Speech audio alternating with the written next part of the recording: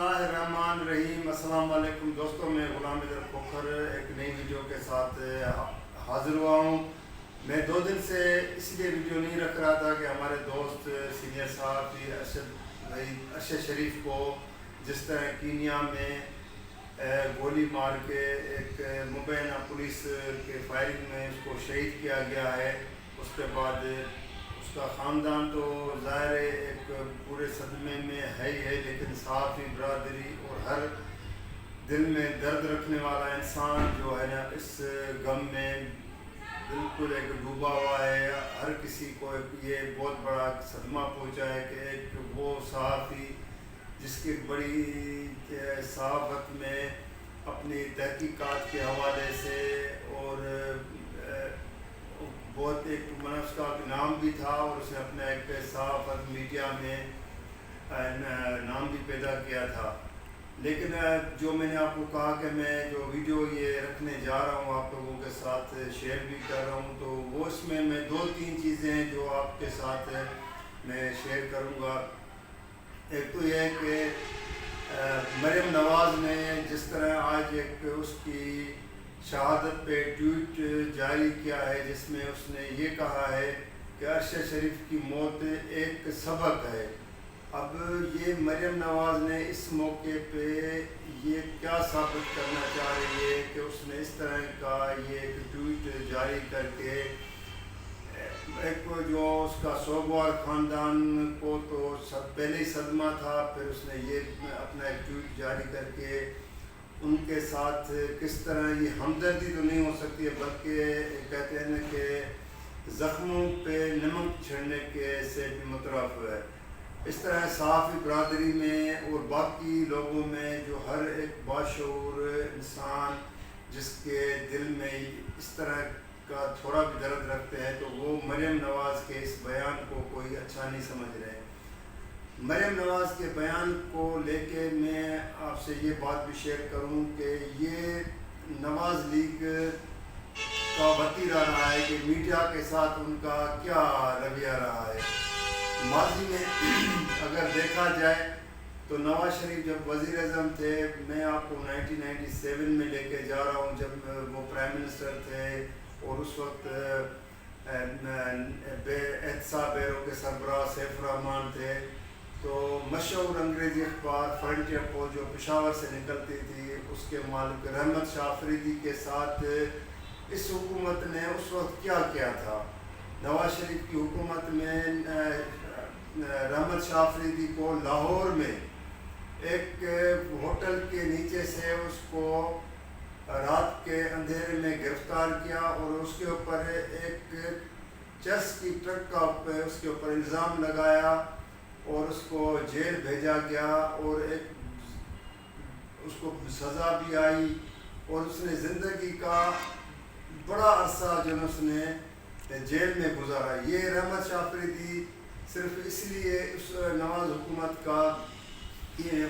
के इंतकाम का निशाना बना था कि सिर्फ वो कि क्योंकि वो इसलिए कि उसने सहाफ़त का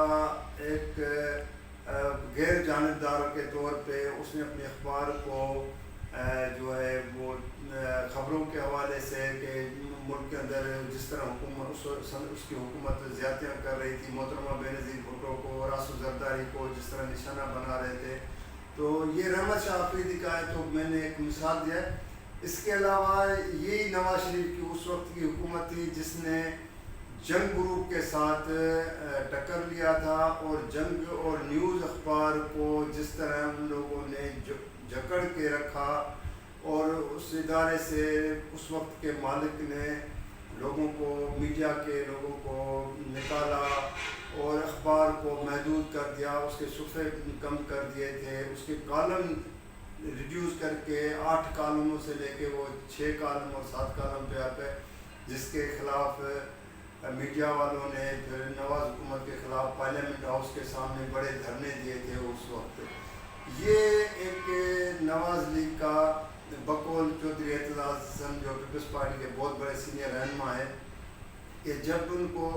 इक़्तिदार मिलता है तो वो फिर नवाज़ लीग वाले जो है या शरीफ फैमिली वाले वो सब कुछ भूल जाते हैं और इंतकाम में इतने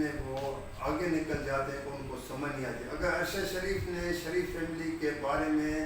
جو تحقیقاتی رپورٹیں یا جو میڈیا پہ خاص طور پہ خان کی ٹی وی چینلوں پہ مختلف پہ اس نے جو اپنی رپورٹیں اپنے پروگرام میں لے کے آئے اور قوم کے سامنے بتائی، تو اس کا ایک بہترین جواب یہ بھی ہو سکتا ہے کہ آپ اس کی تردیدیں کریں، اس کے اوپر آپ عدالتوں میں جا کے کیس کرتے، اپنے آپ کو ثابت کرتے. یہ نہیں کہ آپ جو ہے نا اس کے خلاف ایک ٹویٹ جاری کیا ہے جو صحافی برادری کو بھی تو صدمہ اپنی جگہ پہ ہے، لیکن اس کے فیملی کو آئے. تو مریم نواز کا تو حقیقت میں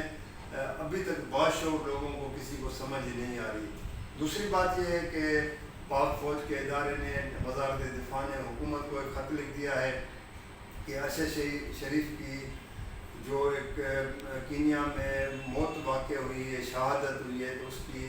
ایک جوڈیشری کمیشن کے ذریعے تحقیقات کرائی جائے، جس کے بارے میں جو ابھی اطلاعات محصول ہوئی ہیں کہ وفاقی حکومت ہائی کورٹ کے جج کے پر مشتمل ایک کمیشن بنانے جا رہی ہے. ایک اچھا اقدام ہے، لیکن اس میں سب سے بڑی جو چیز جو پہلے بھی آ چکی ہے، کافی لوگوں نے اپنے ویبلاگ میں رکھا بھی ہے اور سوشل میڈیا پہ آ چکا ہے، کہ اصل چیز یہ دیکھنی ہے کہ ارشد شریف کو پاکستان چھوڑنے پہ کس نے مجبور کیا.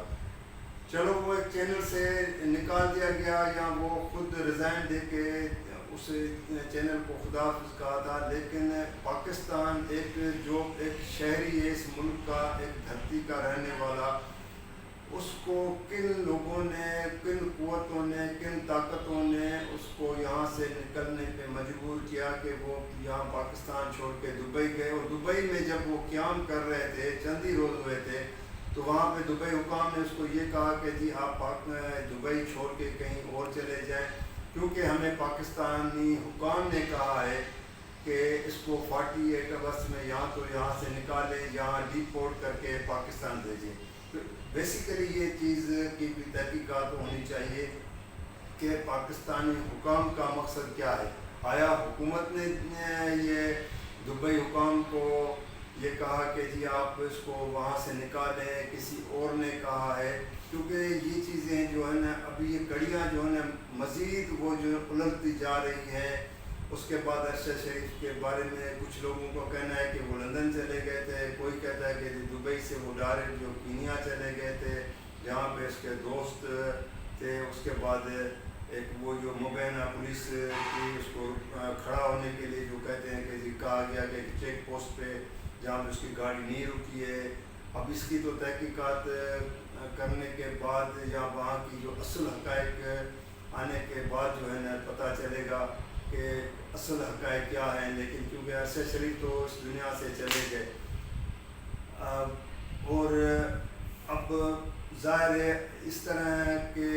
لوگوں کو، صحافیوں کا تو کوئی بھی آواز بند نہیں کر سکتا ہے. میں آپ کو یہاں پہ ایک اور بات بتاؤں کہ کیونکہ میں نے اسلام آباد میں 27 سال جرنلزم میں کام کیا ہے، تو ارشد شریف کے ساتھ میرا بھی اچھا خاصا ایک میل جول کا اور ریپ ہو رہا ہے. ہم کٹھے 2-3 ملکوں کا، اور خاص طور پہ 2000 میں جب جنرل پرویز مشرف نے 12 اکتوبر 1999 کو اقتدار سنبھالا تھا، تو اس کو پہلی مرتبہ بھارتی وزیر اعظم اٹل بہاری واجپئی نے اس کو بھارت کے دورے کی دعوت دی تھی. تو ہم اس میڈیا ٹیم کا حصہ تھے جس میں باقی بھی دوست تھے اور ارشد شریف بھی تھے. تو ہم نے وہ پرویز مشرف کے اور بھارتی وزیر اعظم کی آگرہ مذاکرات کو باقاعدہ کور بھی کیا تھا. اور ایک اور امریکہ کا بھی ہمارا ساتھ میڈیا کے کوریج کے حوالے سے کٹھے دورہ کیا تھا. تو اللہ اس کو جنت نصیب کرے، ہم تو یہ دعا کر سکتے ہیں. لیکن سیاستدانوں، خاص طور پہ نواز لیگ والوں سے یہی کہہ سکتے ہیں کہ خدا کے واسطے اس طرح کے ٹویٹ، اس طرح کی بات کرنے سے پہلے آپ سوچیں کہ آپ کے اس طرح کی بات کرنے سے ان کے اوپر یا صحافی برادری کے اوپر کیا گزرے گی. آپ کے بارے میں کوئی لوگ اچھا وہ کمنٹس نہیں کریں گے. تو میرا آج کی صرف یہ جو ویلاگ رکھنے کا آپ لوگوں کے سامنے رکھنے کا یہی مقصد تھا. اور میں اگلی ویلاگ تک میں آپ لوگوں سے اجازت چاہوں گا. اور اگر آپ لوگوں کو اس میں کوئی کمی پیشی ہو تو آپ مجھے جو ہے اس کے بارے میں کائنڈلی جو ہے نا آپ کمنٹس میں جو ہے نا آپ مجھے لکھ کر کے بھیج سکتے ہیں تاکہ میں مزید اس کو بہتر کر سکوں. خدا حافظ.